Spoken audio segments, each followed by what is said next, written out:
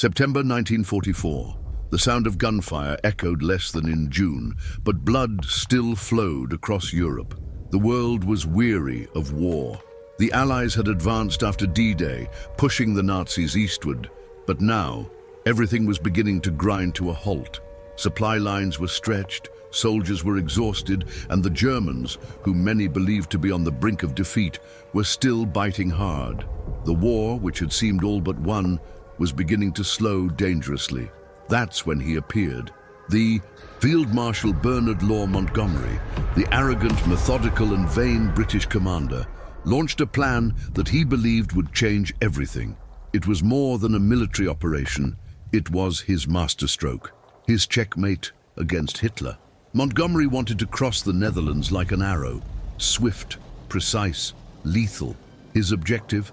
To cut through the heart of Germany from the rear, crossing the great Dutch rivers, capturing the bridges before the Germans could blow them, and thus crossing directly into the industrial Ruhr Valley, the lungs of the Nazi war machine. If it worked, the war would be over by Christmas. No more freezing winters in the trenches. No more British or American mothers would bury their children in 1945. The bloodshed would stop. It was a bold plan, maybe even too much. But Montgomery was not a man of half measures. He wanted to prove, again, that his meticulous style was better than the brutal, direct American advance. And what's more, he wanted to be the hero, who would end the war before Eisenhower, before Patton, before anyone. A Brit defeats the Nazis with a single surgical strike. It was ambition, ego, and desperation. The plan would be called Operation Market Garden. Market, the airborne part. Tens of thousands of paratroopers would be dropped behind German lines to capture vital bridges such as Eindhoven, Nijmegen and Arnhem. Garden, the land part. A force of British tanks would advance along the main road, crossing each captured bridge as, if each one were a step on a ladder, straight into Germany. It was risky. It all depended on timing, on coordination, and on speed. But Montgomery assured, with any luck, we'll be having tea in Berlin before the leaves fall. Only, there was a problem. The plan looked good on paper, but the reality on the ground was different. The maps were out of date. Intelligence ignored clear signs that German SS armored divisions were resting exactly where the British would fall, and worse, the entire operation would depend on a single narrow road through which they would have to pass tanks, trucks, troops, and all exposed to enemy fire from both sides. It was like marching on a thin line of ice, praying it wouldn't break. But Montgomery wanted to take the risk. He had to take the risk, and so began the plan that promised to end the war, and ended up going down in history as the Leap. What went wrong? Montgomery's plan wasn't just bold, it was colossal. He divided it into two parts, like a double-edged sword cutting through occupied Holland. The first blade was called Market, an aerial operation the likes of which the world had never seen. Market would involve more than 35,000 paratroopers dropped behind enemy lines. It was like dropping an army from the sky, descending on white clouds like angels. But these angels carried machine guns, grenades and explosives. They would be the first to fall, the first to kill, the first to die. Their orders were clear: capture the bridges, before the Germans destroyed them, one by one. Eindhoven, Wegel, Grave, Nijmegen, and at the end of the line, Arnhem. If they failed, the entire plan would die along with them. The second blade was Garden, to ground an offensive.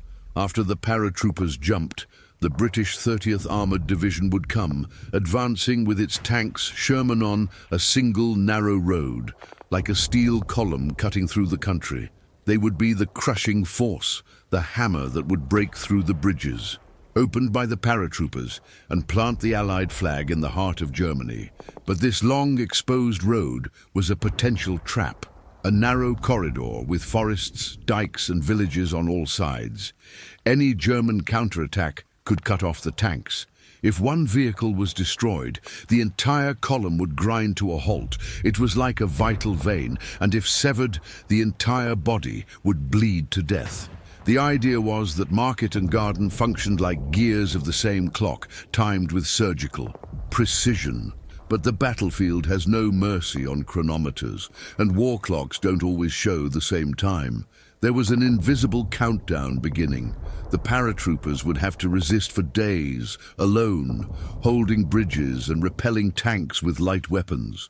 They would be surrounded, without immediate supplies, without support tanks, with only what they could carry in their backpacks and on their chests. It was an all-or-nothing gamble, and everyone knew it. But there was no time for doubt. In the early hours of September 17, 1944, plane engines roared over England. The sky darkened with the flight of thousands of aircraft. Men checked their weapons. They tightened their helmet straps. They looked at photographs of their families for the last time, and then jumped. Operation Market Garden was underway, and the war about to change course. It was Sunday morning. The sun was still rising when the England sky exploded into motion. More than 2,000 transport planes, escort fighters, and cargo gliders lined up in formation.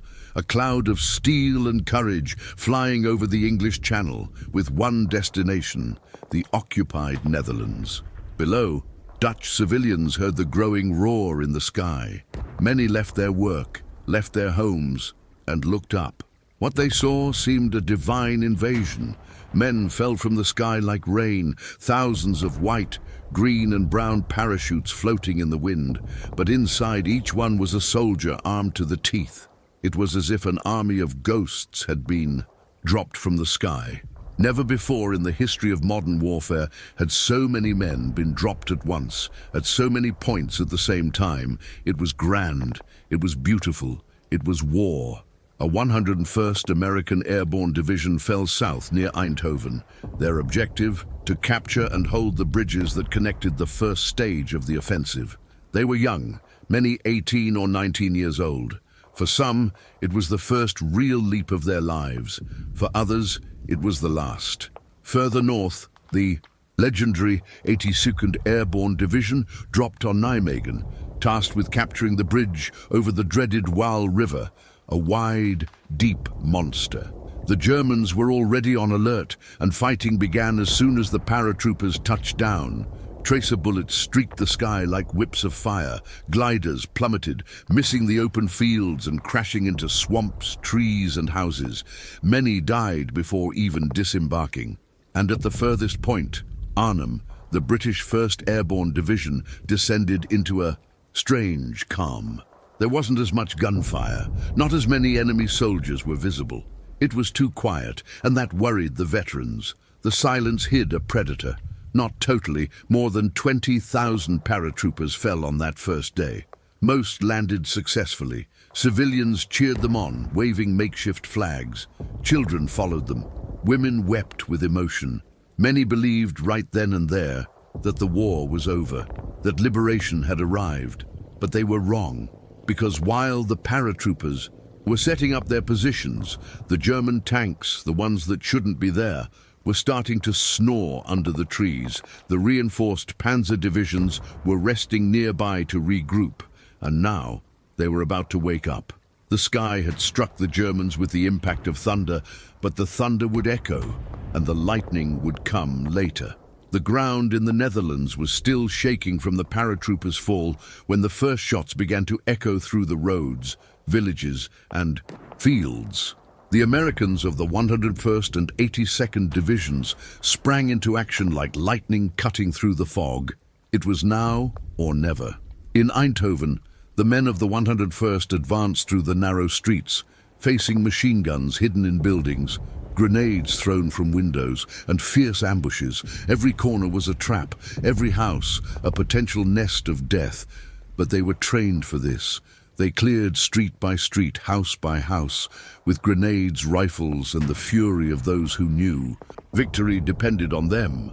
The Eindhoven Bridge was vital. If the Germans destroyed it, the entire operation would collapse like a house of cards, and they tried. As the Americans approached, German engineers were already placing explosives on the piers. Then the race against time began. Under heavy fire, the paratroopers advanced like mad. One group launched themselves directly at the bridge guards, engaging in hand-to-hand combat, exchanging punches, stabs, and point-blank gunfire. Meanwhile, other soldiers rushed to the detonation cables and cut them with your own hands seconds before they were activated. The bridge was taken entirely, but not without a price. Bodies were scattered across the asphalt, some torn apart, others still with their eyes open, as if waiting for reinforcements that never arrived. It was a victory, but it was bloody. Further north, the 82nd Division fought for every meter of road towards Nijmegen. The Germans were better prepared here. Light artillery, snipers, hidden in church towers, machine guns lined up defending bridges and intersections. It was an urban hell, a maze of bullets, but the Americans didn't retreat. They advanced with blind courage, stepping over the wounded, ignoring fear, guided only by one idea: make way for the tanks. Communication between divisions was difficult, sometimes non-existent. Radios failed. The smoke from the fighting confused everything. Yet one by one, the bridges were falling into the hands of the Allies. At some points, they managed to capture them before they were blown up. At others, the Germans managed to destroy the crossings, forcing Allied engineers to improvise with boats, planks, and even doors ripped from houses. But the advance continued. A map of blood, sweat, and death was being drawn across the Netherlands. The bridges were being taken. But that was just the beginning, because while the Americans were advancing, the British further north were about to fall into a deadly trap. While the Americans captured bridges and advanced with fire and courage, the British 1st Airborne Division fell upon Arnhem, the furthest point, the final target, the bridge that was the key to everything. But what awaited them there was not simple resistance. It was a trap built with German precision. When the first gliders and paratroopers touched down outside Arnhem, the reception was silent, eerily silent. No gunfire, no alarms, just the whisper of the wind and the thud of parachutes against the ground. It was incredibly strange. Many soldiers were commenting, "It's too easy, something's wrong." And it was very wrong. 2 tank battalions Panzer SS, recently withdrawn from the front for rest and regrouping, were hiding in that very area. They weren't listed in British intelligence reports. For Montgomery, there were no German tanks in Arnhem, but they were there, camouflaged, waiting. As soon as the British began to move, all hell broke loose. Tanks emerged from the forests like iron beasts, spewing fire through the streets. Heavy artillery blasted the ground. Snipers in attics fired at officers. Experienced German troops, many from the Waffen-SS, attacked with siege tactics, cutting off the British's supply and communication routes. It was as if an iron fist had closed over them. Still, an elite group, led by Lieutenant Colonel John Frost, managed to reach the main bridge in Arnhem. It was about 700 men. They took it, resisting with supernatural bravery. They fortified buildings around the bridge, used furniture as barricades, and turned apartments into fortresses. From there, they faced days of fighting against vastly superior forces. For 9 days, these men resisted. They watched their comrades die one by one. Ammunition running low, rations running low, no reinforcements in sight, doctors improvising surgeries under fire, men dying with their hands in their pockets, clutching letters to their wives. And yet they did not retreat. On the other side of town, the rest of the 1st Division was being crushed. British troops desperately tried to reach the bridge, but were stopped at every turn. Streets turned into cemeteries. German tanks blew up entire buildings with a single shot. The city of Arnhem was turning into ruins and in a mass grave. Meanwhile, radios broadcast calls for help, increasingly brief and desperate. One message would go down in history: "Out of ammo, God save the King." No ammunition, no reinforcements, no way out. The British were surrounded, exhausted and condemned. And the clock was ticking, because if the tanks for Operation Garden didn't arrive soon, Arnhem would fall, and with it, Montgomery's entire plan. The name Arnhem, until then a simple Dutch town on the Rhine River, would become a symbol of sacrifice, stubbornness, and military tragedy, and all because of a bridge. A single bridge. There, in the city centre, overlooking the raging waters of the Rhine, Lieutenant Colonel John Frost and his 700 men held the northern end of the bridge. They were the last ray of hope for Montgomery's plan. If they held out long enough, the British tanks would arrive. The nightmare would end. The war, perhaps, would end there. But the days passed, and the tanks didn't come. And with each new day, hell began again. The Germans knew the British were isolated. They began to surround the perimeter like hungry wolves surrounding tired prey. Panzer tanks fired directly at the buildings where the British were hiding. Houses collapsed with soldiers still inside. The walls shook with each impact. The heat of the explosions left bodies unrecognizable. Doctors improvised operating rooms in dark basements, using bayonets as scalpels, trying to save lives with bloodied clothes. The fighters were exhausted. They ate chocolate bars and cookies from the emergency kit. They drank water from broken pipes. Some clung to family photographs. Others prayed. But they all knew no one would make it out of there in one piece. The radios, increasingly silent, sent only fragments. "We are surrounded. No heavy ammunition. Dead everywhere. We held on until the end." And they held for 9 days. 9 days against tanks, artillery, mortars, and waves of enemy soldiers. 9 days of smoke, gunfire, shrapnel, and flames. 9 days of hope slowly crushed between pride and impotence. But by the 8th, the ammunition had run out. By the 9th, the walls had crumbled. German tanks rolled through the destroyed streets. Houses were turned to rubble. The remaining British, wounded and starving, tried to resist with what they had. Empty rifles, incendiary bottles, and the fury of desperation. But there was nothing left to do. The last radio broadcast a message that would become legend. Out of ammo, God save the King. Out of ammunition, God save the King. And then silence fell over Arnhem. Frost was captured and wounded. Those still alive were taken prisoner. Of the 10,000 British who jumped on the outskirts of Arnhem, only 2,000 escaped. The rest remained, dead, missing, or imprisoned. Montgomery's dream ended there, in the smoking ruins of a bridge that would never be crossed. It was at this moment that General Browning himself, one of those responsible for the operation, declared with historical coldness, "I think we went a bridge too far.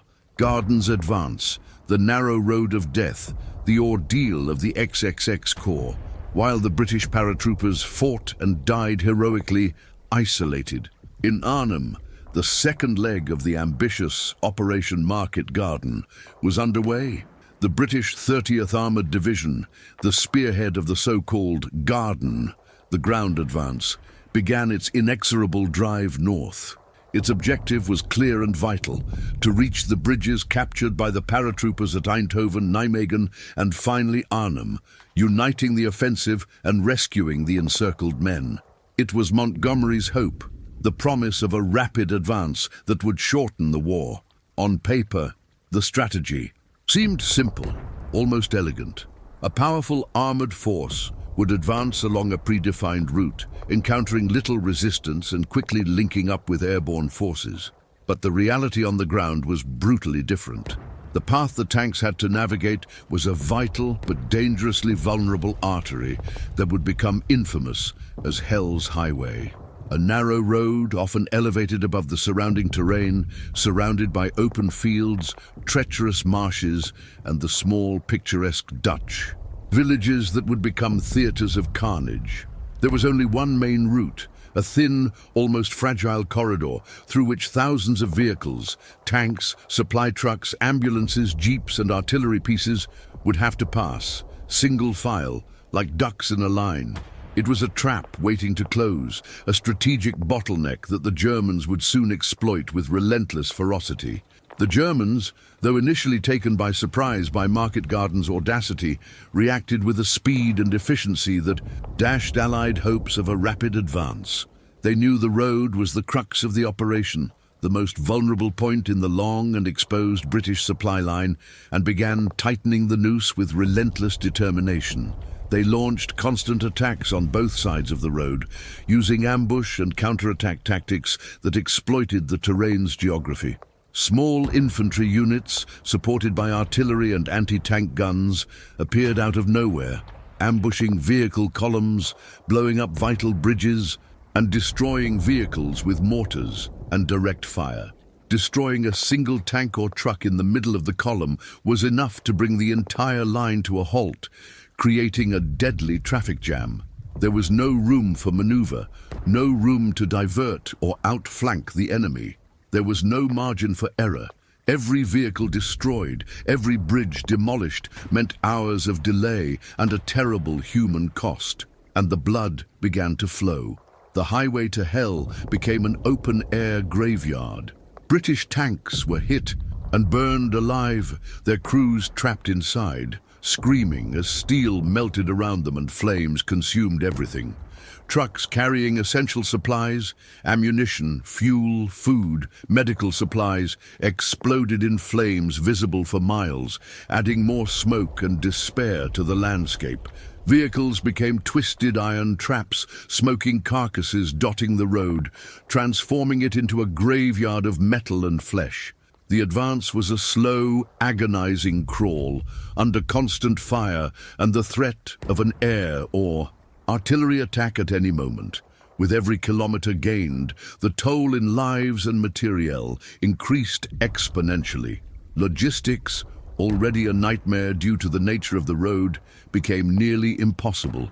Evacuating the wounded and replenishing supplies were Herculean tasks, carried out under the watchful eye and relentless fire of the enemy. The marshy, waterlogged terrain that bordered the Hell's Highway was an unexpected ally for the German defenders and a relentless enemy for the Allies. Many British armored vehicles, attempting to avoid obstacles or seek cover, became bogged down and sunk in the marshes, becoming immobilized and vulnerable like ducks in a crocodile-infested pond. Once trapped, they became easy targets for German artillery and anti-tank guns, which methodically destroyed them. Troops trying to break through on foot, often under heavy fire, were slaughtered by machine gunners and snipers hidden in trees, in the ruins of houses, or in church steeples, turning every advance into a bloodbath. The seemingly peaceful Dutch landscape revealed itself to be a treacherous battlefield, where every ditch, every bush, every rise could hide a deadly threat. The Germans, under the command of generals like Walter Model, were masters of resilient defense and exploiting enemy weaknesses. They didn't seek to hold the line at all costs, but rather to inflict maximum casualties and delay the Allied advance.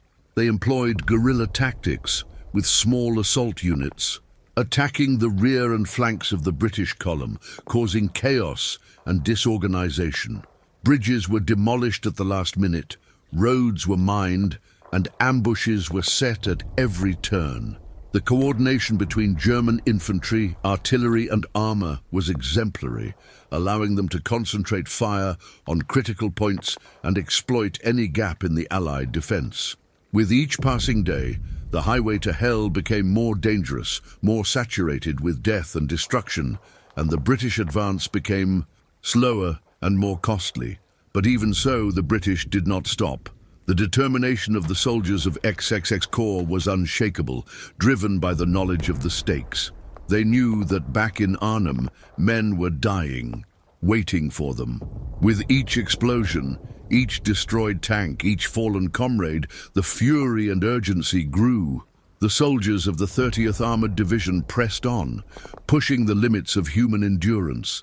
They repaired vehicles under enemy fire, dodged craters and wreckage, and fought their way through with brute strength and desperate courage.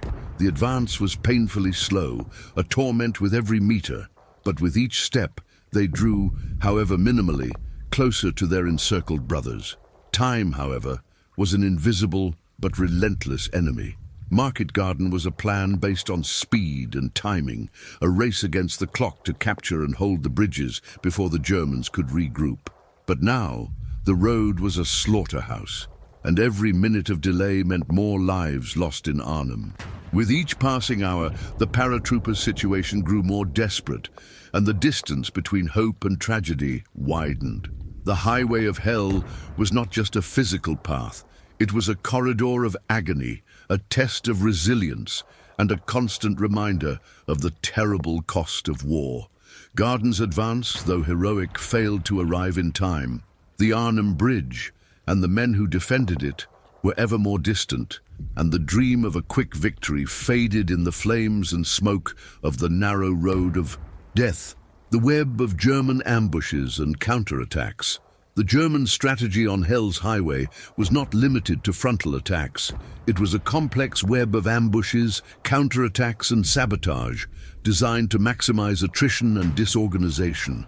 The German units, many of them newly formed or remnants from other fronts, demonstrated a remarkable capacity for improvisation and resilience.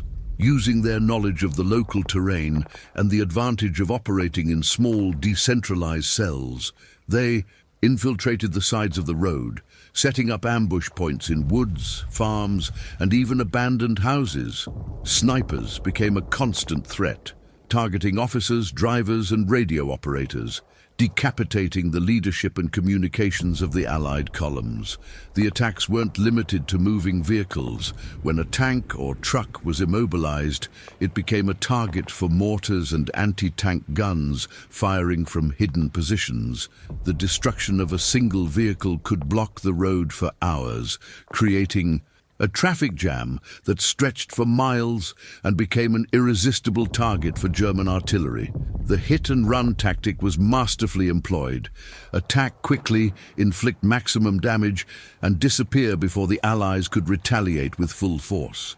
This constant, invisible threat created immense psychological stress on the Allied troops, who never knew where the next attack would come from.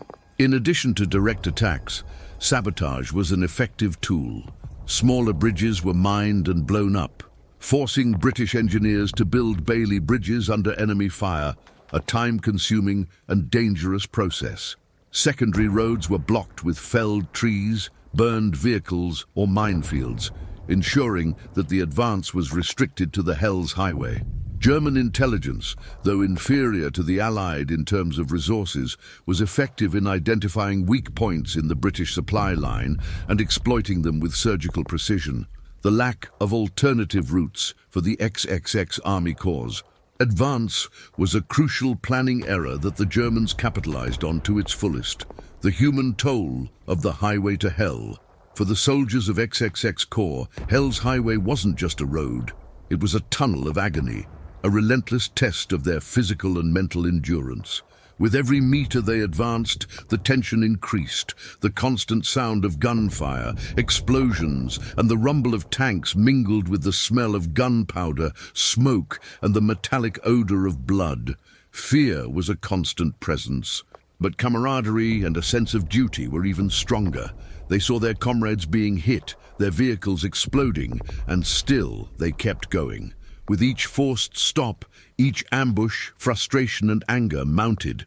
The urgency to reach Arnhem, to rescue the stranded paratroopers, was a heavy burden, but also a powerful motivation. Tank crews lived in a private hell. Confined to their steel vehicles, they were easy targets for German anti-tank guns. A single shell impact could turn the tank's interior into a furnace, with fuel and ammunition exploding in an inferno of fire and shrapnel. Many were burned to death, trapped in their metal tombs. Those who managed to escape, often wounded and burned, bore witness to the horror unfolding around them. The sight of dead or seriously wounded comrades, the helplessness in the face of destruction, left deep scars on the survivors' psyches. With each passing day, the line between sanity and despair grew ever thinner. For the infantry trying to protect the column's flanks. The fighting was even more intimate and brutal. They moved through open fields and swamps under constant fire from machine guns and snipers. Hand-to-hand combat was frequent, with the bayonet and grenade becoming the tools of survival. Fatigue was crushing, sleep an unattainable luxury, hunger and thirst were constant, and hygiene was non-existent. Disease spread rapidly amid the unsanitary conditions, but through it all they pressed on, driven by a mixture of duty, rage, and the hope that somehow their sacrifice would make a difference. Hell's Highway became a symbol of human resilience in the face of the most extreme adversity, a testament to the indomitable spirit of the soldiers who fought and suffered along the way. The unforgiving nature of the road and the engineering challenges. Hell's Highway wasn't just a road.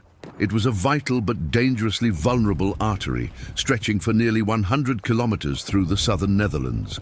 Its most treacherous feature was its elevation. In many sections, the road was built on embankments, rising above the flat, marshy fields that bordered it.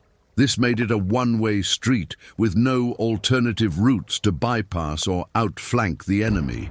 Any vehicle destroyed in the middle of the road became an impassable blockade, paralyzing the entire advance. The British engineers, closely following the combat column, faced a Herculean task. They had to clear debris under enemy fire, repair bomb craters and, most challenging, build temporary bridges across rivers and canals where the original bridges had been demolished by the Germans. Bailey Bridge construction, though a marvel of military engineering, was a time-consuming and dangerous process. Each bridge section had to be assembled by hand under constant sniper fire and the threat of artillery bombardment.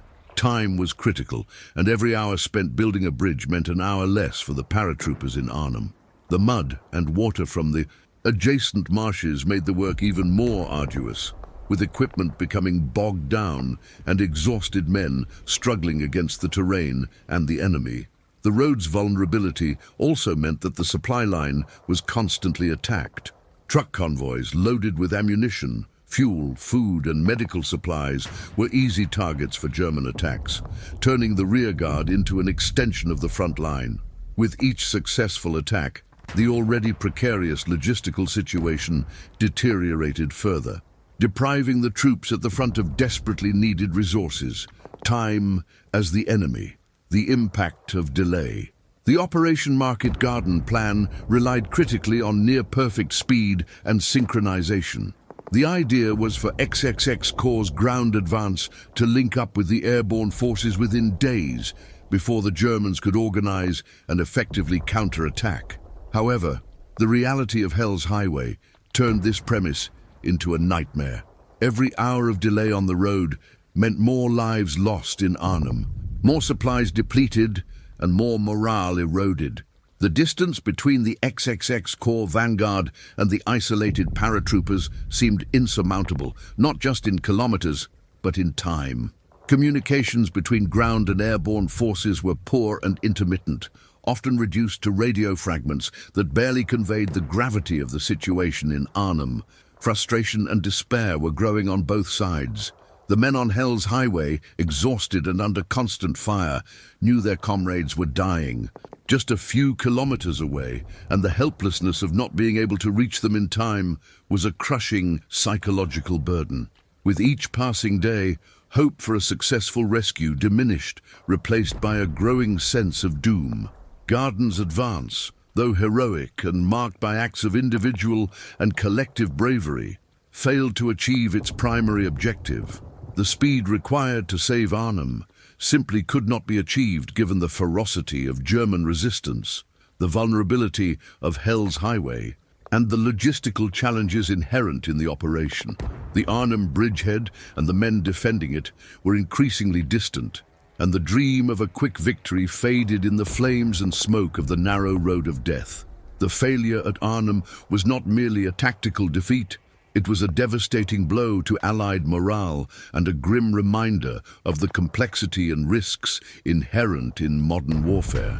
Hell's Highway thus became a symbol not only of the brutality of combat, but also of the fragility of even the most ambitious plans when confronted with the unforgiving reality of the battlefield. Allied resilience in the face of relentless adversity. Despite the ingenuity and ferocity of German defensive tactics, the resilience of the Allied troops on Hell's Highway was remarkable. XXX Corps, led by General Brian Horrocks, was composed of veterans hardened by the Normandy campaign and the pursuit through France and Belgium. They had learned to fight and survive in adverse conditions, and this experience was crucial to maintaining the advance, even at a terrible cost. The engineering units in particular demonstrated extraordinary bravery and improvisation. Under constant fire, they worked tirelessly to clear debris, dem roads, and build bridges, often with rudimentary tools and under the imminent threat of attack. With each Bailey Bridge built, each crater filled, it was a small victory against relentless German resistance and the treacherous terrain. Supply convoys, constant. Targets of German attacks were defended with fierce determination. Drivers and armed guards, aware of the vital importance of their cargo to the men on the front lines and in Arnhem, risked their lives to ensure the supplies reached their destination. Each truck that made it through was a breath of life for the operation.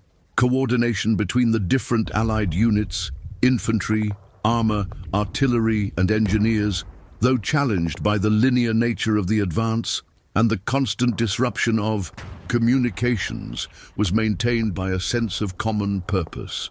The urgency to rescue the paratroopers in Arnhem was a powerful motivator, driving the men to overcome fatigue, fear, and pain. Hell's Highway became a testament to the human capacity to persevere under the most extreme conditions, a corridor of sacrifice where every meter was earned with blood and sweat. The Calvary of the wounded. War medicine on the highway to hell. Hell's Highway was not just a battlefield, it was also a corridor of suffering where the wounded faced a desperate fight for survival. Medical conditions along the road were precarious, making every ambulance a prime target for the Germans.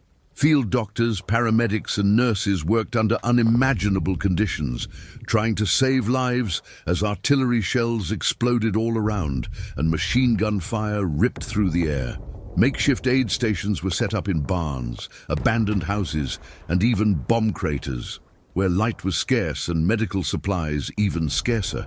The wounded arrived in steady waves, brought by comrades or dragging themselves across the muddy fields. Shrapnel wounds, severe burns from burning tanks, amputated limbs from explosions, and profound psychological trauma were the norm. Doctors performed rapid and brutal triage, deciding in seconds who had a chance of survival and who was beyond medical help. Morphine was a rare luxury, and many surgeries were performed on conscious patients, biting into pieces of leather or wood to endure the pain. The sound of the wounded's groans and screams mingled with the distant roar of battle, creating a symphony of agony that haunted even the most seasoned medical veterans. Medical evacuations were high-risk operations. Ambulances marked with red crosses were frequently fired upon by the Germans, who viewed any vehicle on the road as a legitimate target. Ambulance drivers, many of them Dutch civilian volunteers familiar with the back roads, risked their lives to transport the wounded to safer field hospitals in the rear. These trips often became races against death, with the wounded bleeding in the back seat while the driver dodged craters and debris, always under threat of ambush. The mortality rate among the wounded was devastatingly high, not only due to the severity of their injuries, but also due to the impossibility of providing adequate medical care amid the chaos of battle. The civilian population, silent witnesses of hell. The Dutch civilian population caught between the warring forces experienced a particular nightmare during the days of Hell's Highway. The small villages and farms that dotted the route were transformed into battlefields, with entire families forced to hide in basements and makeshift shelters as war literally passed by their doorsteps. Many civilians were killed in the crossfire, innocent victims of a battle they did not choose. Houses were requisitioned as command posts, field hospitals, or observation points, turning peaceful homes into military targets. Despite the danger, many Dutch displayed extraordinary courage, helping wounded Allied soldiers and providing information about German positions. Women risked their lives to bring food and water to the fighting men, while older men, World War I veterans, offered their knowledge of the local terrain. Children, with the innocent curiosity of youth, often became impromptu messengers, rushing between Allied positions with vital information about enemy movements. This civilian collaboration was crucial to the Allied advance, but it also came at a high cost. German reprisals against civilians suspected of collaboration were brutal and summary. Local churches became temporary sanctuaries, where wounded from both sides were cared for side by side, united only by their shared humanity in the face of grief. Priests and pastors administered last rites to dying soldiers, regardless of their nationality, while women from the community helped care for the wounded with the few medical supplies available. These scenes of compassion amid the brutality of war offered small glimmers of hope in a landscape dominated by destruction and death. Hell's Highway was not just a military road, it was an artery that cut through the heart of entire communities, leaving scars that would endure long after the war's end. The German defenders, an improvised and fierce resistance. German resistance along the Hell's Highway, though often underestimated by Allied intelligence, was a decisive factor in the failure of Operation Market Garden. Far from being a cohesive and well-equipped force, the German units were a motley mix of remnants of divisions decimated in Normandy, training troops, security units, and even elderly and teenage Volkssturm soldiers. However, under the leadership of astute commanders like General Kurt Student, an expert in airborne operations and now commanding the 1st Parachute Army, and Field Marshal Walter Model, known for his defensive tenacity and ability to improvise with limited resources, these forces managed to turn the highway into a slaughterhouse. Model, in particular, was a master of the art of resilient defense. He didn't care about holding fixed positions, but rather about inflicting maximum casualties and delaying the enemy advance by exploiting every feature of the terrain. He quickly identified the vulnerability of Hell's Highway and concentrated his scarce resources to transform it into a death trap. Units like the 10th SS, Panzer Division Frundsberg, and the 9th SS Panzer Division Hohenstaufen, though weakened, were crucial in the counter-offensive at Arnhem and in blocking the road. Furthermore, elements of the 88th Army Corps and other infantry and artillery units were quickly mobilized to create blockades and ambushes along the route. The German tactic was simple but effective. Allow the Allies to advance along sections of the road and then attack their flanks and rear, cutting off the supply line and isolating the leading units. They used artillery and anti-tank guns with deadly precision, targeting the most vulnerable vehicles and choke points. The ability to regroup quickly, improvise defenses, and launch targeted counterattacks, even with limited resources, was a testament to German military doctrine and the determination of its soldiers. Hell's Highway became a classic example of how a well-executed defense, even with inferior forces, can thwart an ambitious offensive plan. The Battle Arsenal, vehicles and weapons on Hell's Highway. The Battle of Hell's Highway was a clash of armored titans and determined infantry, with each side deploying the best in its arsenal. For the British XXX Corps, the backbone of its advance was the Cromwell tank, a fast and agile vehicle, though its 75mm gun was sometimes insufficient against the heavier German armor. Alongside the Cromwells, the Sherman Firefly, equipped with the powerful 17-pounder, was the primary anti-tank weapon capable of piercing the armor of the feared German Panzer IV and Panther. The infantry, transported in armored personnel carriers like the M3 half-track, provided crucial support, clearing the flanks of the road and dealing with German resistance in urban and rural areas. On the German side, the defense consisted of a mix of vehicles and weaponry. Panzer IV tanks and the more advanced Panther tanks were the main armoured threats, complemented by Stuggy III assault guns and tank destroyers like the Jagdpanzer IV. Artillery, including 105mm and 150mm howitzers, played a devastating role, bombarding Allied columns and road choke points. Crucially, the Germans made extensive use of anti-tank guns, such as the 75mm Paquet 40, which were easily camouflaged and could wreak havoc on Allied vehicles. Furthermore, the German infantry was well equipped with MG-42 machine guns, STG-44 assault rifles, and hand grenades, which were used effectively in ambushes and close-quarters combat. The disparity in some aspects of weaponry, especially the superiority of the Panther tanks and German anti-tank guns, contributed to the heavy losses suffered by the Allies on Hell's Highway, turning the road into a veritable metal graveyard. The domino effect, how the Hell's Highway delay-doomed Market Garden. The XXX Corps' ordeal on Hell's Highway was not an isolated event. It was the epicenter of a domino effect that reverberated throughout Operation Market Garden, fatally compromising its objectives. The plan's fundamental premise was speed. Bridges captured by the airborne divisions were to be quickly linked by the ground advance, allowing Allied forces to consolidate before the Germans could react. Every hour of delay on Hell's Highway meant not only more casualties for XXX Corps, but also an exponential increase in pressure on the other airborne divisions, which found themselves isolated and suffering from increasingly scarce supplies.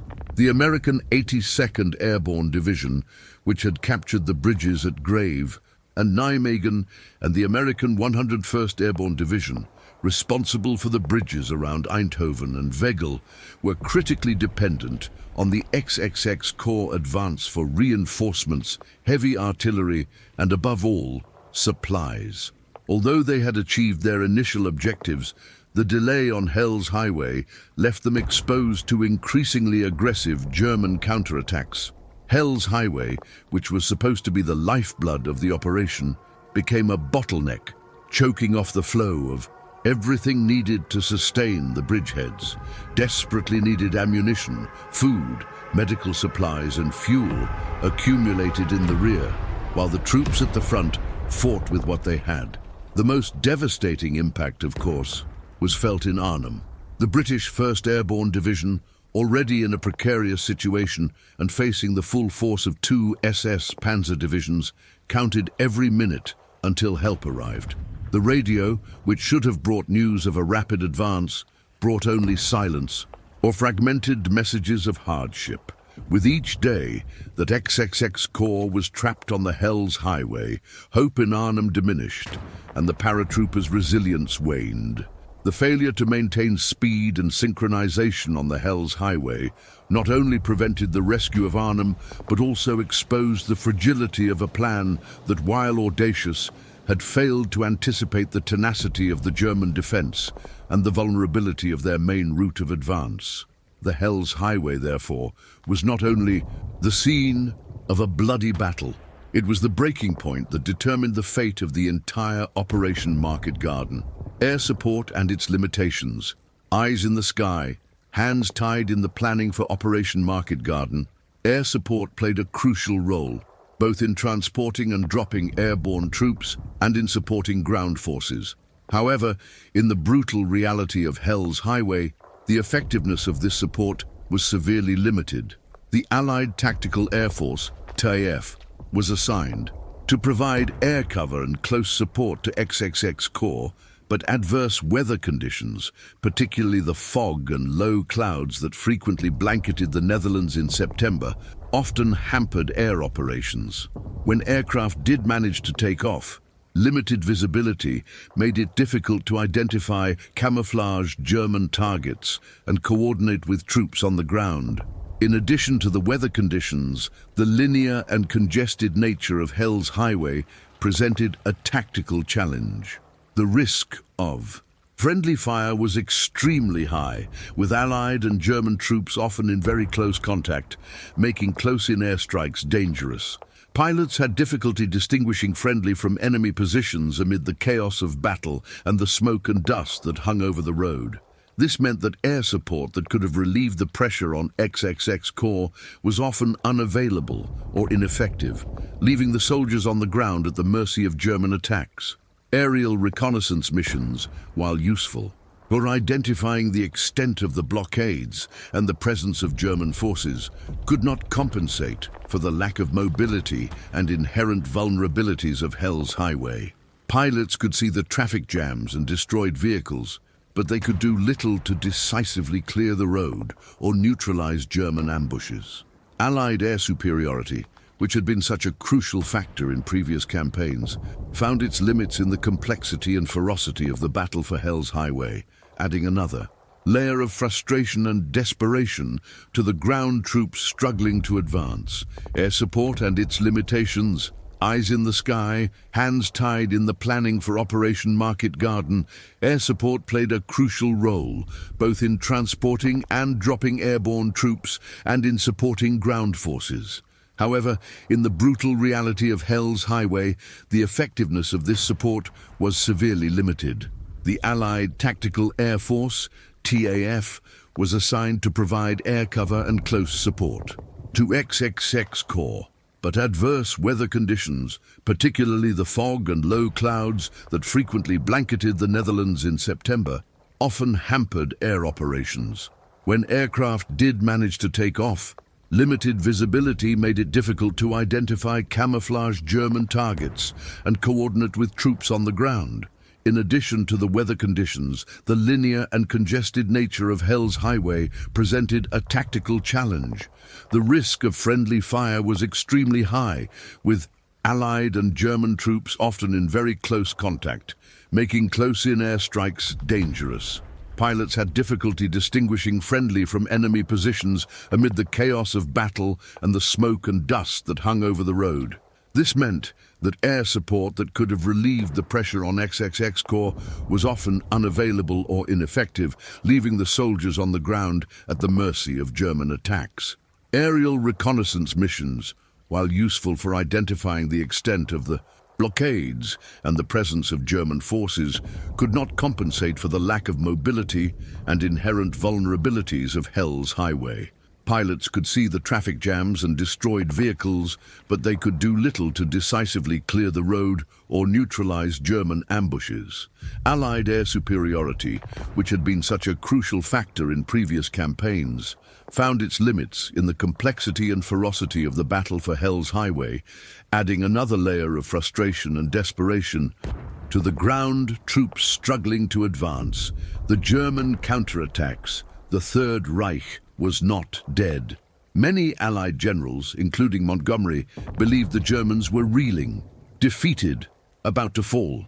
The idea was that Nazi Germany was at the limit of its strength, out of reserves, out of fuel, out of breath. They were wrong, deadly wrong. What the Allies did not expect was the fierce and organized response that was to come. The German High Command, led by Hitler and his cadre of hard-nosed generals, immediately understood what Market Garden intended to do: cut off access to the Ruhr, the industrial heart of the Reich. If they lost those bridges, they would lose the war. The order was clear: reclaim the bridges, destroy the paratroopers, drive the British off the road at any cost. And then the nightmare began again. Panzer divisions, previously at rest, were thrown into combat with fury. Young soldiers of the Volkssturm, many as young as 16 or 17, were thrown to the front as cannon fodder. Units of the SS, fanatical and implacable, entered Arnhem and around Hell's Highway like a storm of steel. The British advance, which was already difficult, became immobile hell. The Germans began to cut the highway at several points, attacking from the flanks, destroying entire convoys, isolating platoons, and massacring soldiers in night ambushes. German tanks ambushed Allied armor in abandoned villages. Camouflaged anti-tank guns blew up vehicles with surgical precision. Heavy machine guns cut down infantry columns before they could even organize. Long-range artillery rained down on the roads, blowing up bridges, mutilating bodies, and sweeping away trucks carrying wounded and ammunition. The Dutch countryside has been turned into a slaughterhouse. Isolated paratroopers began to be hunted like animals. Many, already out of ammunition, tried to hide in houses, stables, or churches. The Germans dragged them out with bayonets or simply set fire to the buildings with flamethrowers. Every engagement became a fight to the last breath. Even wounded, the German army showed that it still had sharp claws. That could still, and they would go, the woman. The retaliation was so great that Allied commanders themselves began to question whether they had grossly underestimated the enemy. Montgomery maintained his pose, but deep down he already knew the Germans were not dead. They were furious. Market Garden stopped being a liberating advance and became a desperate fight for survival. And while the Germans counterattacked with all their might, a group of Americans prepared to carry out one of the most suicidal actions in modern warfare, crossing the Waal River at Nijmegen under direct fire. The drama in Nijmegen, the taking of the bridge. As the Germans crushed the flanks of Hell's Highway and the British fought for every street in Arnhem, a mission almost suicidal was prepared by the Americans of 102nd Airborne Division under the command of the legendary James Gavin. The city of Nijmegen needed to be taken, but there was a problem. The main bridge over the Waal River was still in German hands. Montgomery needed those bridges intact. Without them, the plan would fail. But the Germans were unwilling to surrender them. On the contrary, they had fortified both sides of the bridge with heavy machine guns, mortars and snipers, all waiting for the Allied offensive. It was then that the Americans decided to try the unthinkable, cross the river in canvas boats, under direct enemy fire, in broad daylight. The sky was clear, with no clouds to shield it. The riverbanks were swarming with Germans. The crossing would be made by rowing, in sight, without cover. To the 15H, the soldiers boarded the fragile boats. There was no engine, just muscle, only 26 boats for over 250 men. They rowed like those condemned to death, and it was there that hell descended upon them. The German machine guns opened fire without mercy. The boats were hit one by one. Bodies fell into the water. Screams mingled with the sound of gunfire. The red water, thick with blood, swallowed wounded soldiers as they tried to swim. Many drowned under the weight of their equipment. Others were hit in the head before even reaching halfway across the river. But those who managed to get to the other side got there filled with hatred and courage. Like a bloody tide, they overran the enemy positions with grenades, bayonets, machine guns and fire. It was hand-to-hand combat, screams, bones breaking, explosions. They took the enemy bank, and meanwhile on the other side, Allied tanks and infantry crossed the main bridge, facing more German resistance and explosions on the piers. Every meter was conquered with sweat, blood, and tears. But at the end of the day, the Nijmegen Bridge was in the hands of the Allies. It was one of the most epic, brutal, and decisive moments of the operation. But time was running out. Because to the north in Arnhem, the British were isolated, surrounded, and about to be annihilated. The tragedy at Arnhem, a bridge too far, Montgomery's hope, and that of the entire Allied command, lay on that bridge at Arnhem, the key to opening the path to victory, and, with it, the end of the war. But the bridge was too far away. The British 1st Airborne Division, which had dropped into the heart of enemy territory, faced a growing nightmare. Surrounded by much larger German forces, lacking supplies, and with communications virtually cut off, the paratroopers resisted bravely. But with each passing day, the siege tightened. Reinforcements that should have arrived quickly via Hell's Highway, the narrow road that led to them, were trapped. The ground offensive, riddled with delays and ambushes, was proceeding with deadly slowness. The British, isolated on the bridge, saw time slipping through their fingers. Supplies were running low. Ammunition was scarce. Men were dying from lack of medicine, food, water, and ammunition. Meanwhile, the enemy gave no quarter. Panzer, tanks, elite Waffen-SS troops, heavy artillery, and relentless crossfire suffocated them. Houses and buildings around the bridge were reduced to smoldering ruins, silent witnesses to an inhuman struggle. The resistance lasted 9 bloody days, with every hour marked by brutal fighting and grievous losses. Many British were killed or taken prisoner, and those who survived were forced to abandon their positions in a desperate and heroic retreat. Montgomery's grand plan, the promise to end the war, by Christmas ended there in Arnhem, with unimaginable human cost and devastating strategic failure. The bridge that should have been a symbol of victory has forever become a tragic reminder of a leap too far. 11. The failure of operation, the cost of ambition. With the loss of Arnhem and the ground advance blocked, Operation Market Garden became a painful failure for the Allies. The dream of ending the war before Christmas 1944 collapsed, costing thousands of lives, including dead, wounded, and prisoners. The failure had military, political, and moral repercussions, tarnishing Montgomery's reputation and generating harsh criticism. Still, the paratroopers' courage continued to inspire, and the historical lesson was clear. Even the most brilliant plans can fail, and the price for failure is paid in blood. The legacy of heroes. Despite being a strategic defeat, Operation Market Garden left a lasting legacy of courage and sacrifice. British, American, and Polish paratroopers faced extreme situations, isolated and surrounded, maintaining honor and determination to the end. Monuments, accounts, and memoirs preserve the story of these men and the price paid on the bridges of the Netherlands. The daring plan became a harsh lesson in the limits of ambition and the brutality of war. But above all, it revealed the strength and bravery of the combatants. Strategic consequences.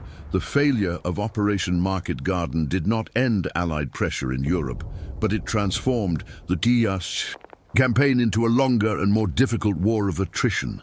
The Germans, despite their losses, reorganized and slowed the Allied advance, forcing strategic changes and prolonging the fighting. The operation was a warning about the risks of war, showing that victory would require time, caution, and constant learning. Living memory. Market Garden has become one of the most memorable episodes of World War II, celebrated in books, films, museums, and ceremonies. The resistance in Arnhem became a symbol of extreme courage in the face of despair and the human cost of war. The operation is studied as a classic example of the challenges of airborne warfare and the dangers of strategic ambition, leaving a legacy of bravery and learning. Market Garden exemplifies the limits of modern warfare, where even with planning and courage, chance and enemy resistance can turn hope into tragedy. The jump that went wrong was not just a defeat, but a test of human resolve, showing that courage and sacrifice remain eternal, even when victory does not come. It is a warning and tribute to the high price of ambition and the strength of the fighter's spirit.